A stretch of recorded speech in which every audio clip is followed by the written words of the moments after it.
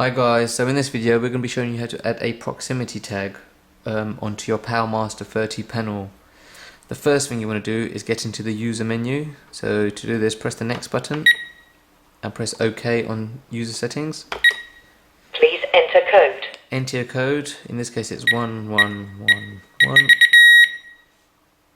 You want to use the next button and press OK on the option that says proximity tags.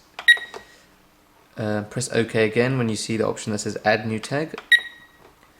Now when it says enroll now, what you want to do is get your tag and just touch it just beside the 147 numbers. It'll give you a confirmation beep and it will tell you your tag has been enrolled, tag 01 tag proximity, and once that's there you can exit the system by pressing the close padlock and hitting OK to exit. Disarm. Ready to arm.